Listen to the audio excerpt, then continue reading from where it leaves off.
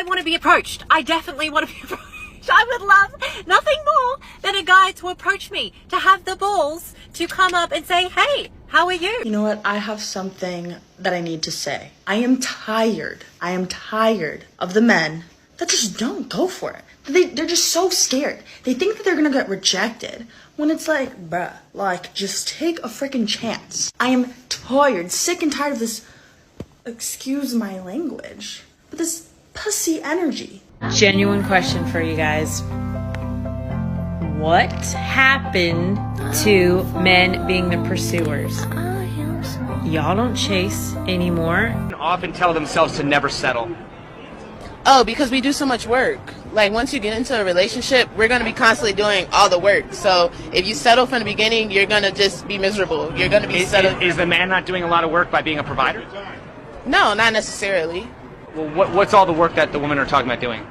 Well, we're kind of like our men's manager. Like, we make sure you're up on time. We make sure you're doing things right. We make sure you look presentable. We're like your... But I mean, if a man wasn't capable of doing all that stuff himself, would the woman even find him attractive in the first place?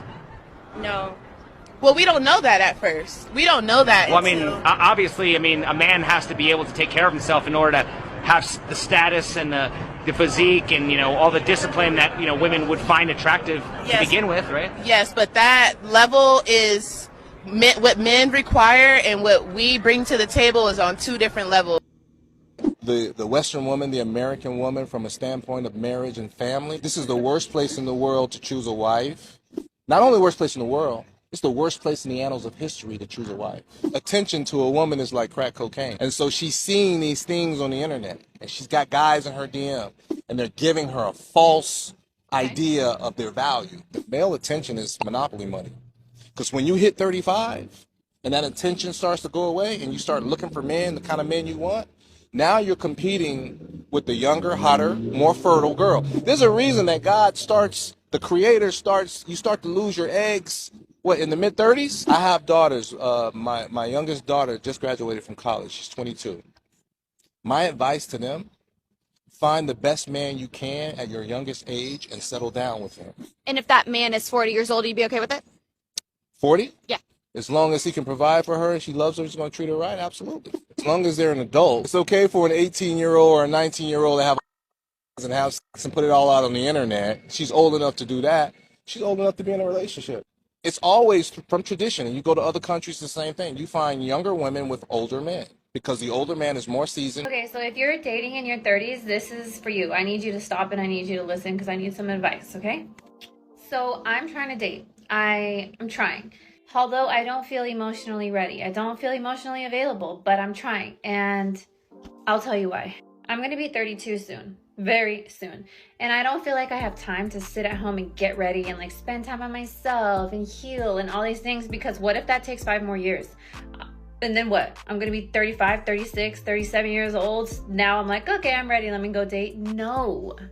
Like, I want kids. I want to be a mom. I want to be somebody's wife. And I don't want to start that at 40 or even 35. So like, I don't know. Does anybody else in their 30s just feel rushed? Like, rush to find your person and settle down and do all these things even though you're not necessarily ready? Or is it just me? And if you're going through the same thing, like, just give me some advice. Like, how are you guys handling this? Also, dating in LA, that's a whole other shit show. Like, a lot of men in LA don't have a lot to offer, I'm not gonna lie, at least not the ones that are coming my way. And I mean, I don't feel like my husband is here, but I'm trying to find him. But I just feel like, fuck, why did this have to happen to me in my 30s? Like, why didn't I fucking leave when I was in my 20s? All right, here we go. You're in your 30s, feeling the pressure to settle down, have kids, be someone's wife, and you're freaking out because you're not emotionally ready. Welcome to the club of consequences. This is the reality check that hits like a freight train.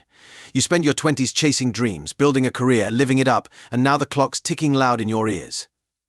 That's what happens when society feeds you the narrative that you can have it all without ever mentioning the trade-offs. You're in LA, a city notorious for its superficial dating scene, and you're surprised the men coming your way don't have much to offer. Come on, you chose to be in a place where the dating game is more like a mirage, and now you're wondering why the oasis is just sand. It's because you've been chasing mirages all along. You ignored reality for fantasy, and now the fantasy is starting to crumble. Be like, I've got a couple $100 grand in the bank. no man, no kids, couple cats. I love how you think you understand the measure of someone's happiness better than they do. Because if you think 100 grand in savings and pets that love you unconditionally is some kind of measure of failure, then maybe some people don't want to participate in your success. Seems you're the type that cares more about people believing you're happy than you do about actually being happy. That's not always true for those that have more drive than insecurity. You have to stop believing that your perception of someone's life means that it's their reality. You think that cats are some kind of symbol of loneliness, but to someone else it's their greatest joy. Problem is, you can't imagine someone being satisfied with a cat instead of a man because you're looking through a lens that won't allow you to acknowledge a happiness that doesn't include you. And it's not that some women don't want a partner, it's that they're not willing to accept a man who won't be one. You're laughing at women for measuring their success in the same ways that you always have, calling their careers a failure even when you would consider them accomplishments for yourself. So you worry about your happiness, we'll worry about ours.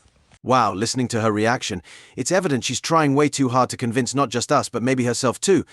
This is classic modern-day feminism at work, where the idea is that having cats and money can somehow replace genuine human connection.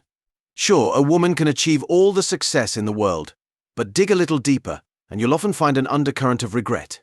Just scroll through TikTok or any social media platform, and you'll see countless women in their late 40s and beyond regretting the decision to prioritize career over starting a family. Why is that? Because they've come face to face with the reality that career milestones and financial success can't replace the warmth of a family. Men typically don't measure a woman's worth by her career or wealth. It's not that men don't want women to be successful, they just inherently understand the true value of family, love, and connection. They seek warmth, kindness, understanding, and compatibility. I am absolutely convinced that men don't actually want relationships. Like, men want their lives as is. They want to go about their day exactly as it is, do whatever they would normally do, and just want somebody there when it's convenient for them or, you know, for the things they want to do. Like, convince me I'm wrong. All right, let's cut to the chase. You think men don't want relationships? Bingo. You've hit the nail on the head. But here's the kicker, why is anyone surprised? For decades, men have been hearing how women don't need us, how they're strong, independent, and can do it all on their own. Fine. Message received loud and clear.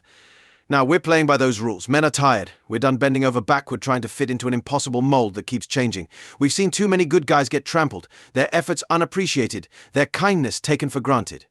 So yeah, we're stepping back. We're saying no thanks to the whole relationship circus and focusing on ourselves, our goals, and our peace of mind. You wanted equality? You wanted independence? Here it is. Men are taking care of themselves now, and guess what? It's not that bad. We don't need to be in a relationship to feel complete. And all this uproar about men not wanting relationships, that's on you. You can't push men away for years and then get upset when they start walking. China, if you're over 25, you are expired in the dating market. You are called a 剩女, leftover woman. A what? A leftover woman. After 25, you can't be picky anymore. It's like Leonardo DiCaprio's girlfriend. Imagine China is Leonardo DiCaprio. China is Leo. The whole China is Leo.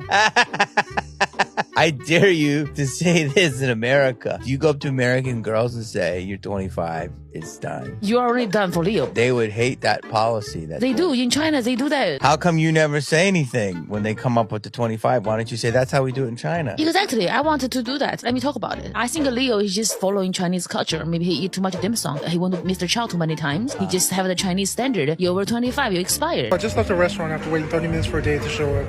And apparently I got stood up. Trying to do everything right to be a gentleman. I brought flowers. I've been consistent talking with this girl for 2 weeks, trying to get to know what she likes, what she doesn't like. I made plans. I picked the restaurant, the day and the time. I'm just looking for my person. I mean, I want to be somebody's husband someday, father.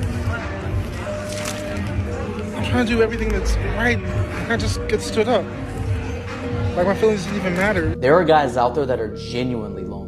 They haven't talked to anyone. They don't have anybody. They're on all dating apps, all social media platforms, and there is nobody trying to talk to them. I'm not saying that's this guy, but I'm saying there are dudes out there. I used to be one of them when I was younger. And it fucking sucks. I wish this dude all the best, and I wish I'd give him a hug, man. Life's hard sometimes. Wow, this clip is heartbreaking. There are genuinely good guys out there who are doing everything they can to find their person to be the ideal partner, to provide love and warmth, but the dating world, it's ruthless and unforgiving. This dude was out here doing everything right, getting flowers, making plans, being attentive. But here's the sad truth, this guy needs to get red-pilled. Bringing flowers on the first date? That's a rookie mistake. They don't like it when you treat them too well right off the bat. Or maybe he's just too kind-hearted for this cold world. This is exactly what turns good guys into not so good guys. And then folks wonder why passport bros are on the rise, men traveling and searching for genuine connections outside of their immediate surroundings because the local scene has done them dirty. I can relate. I was one of those guys trying every dating app, swiping till my fingers hurt, and getting 0 genuine matches. Finally, I decided it wasn't worth the emotional toll, so I deleted all those apps. Why?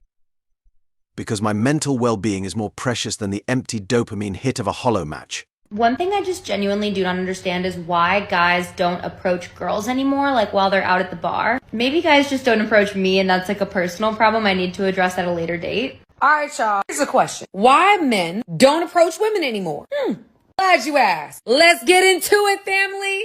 Happy Saturday, everybody. Number 1, the fear of rejection. Women today, as we know, have some unrealistic standards. Some women. Unless he has a 6-pack, 6 figure, and is 6 feet, you can't talk to him. Number 2, it's not just about the fear of rejection. For some men, it's the fear of being labeled a creep or a predator because the man that's approaching you isn't your type. So because he's interested in you, he a creep? Come on now. Number 3, online dating, which has made it so men don't have to get rejected in person. Number 4, social media. Now you can just run up in somebody's DM. You don't have to have communication skills. I think all this technology and everything has made our communication skills terrible, y'all. Terrible. And last, we've seen how women will reject men in unnecessarily rude ways. It's okay to not be interested, to try to embarrass them. Y'all, we gotta stop.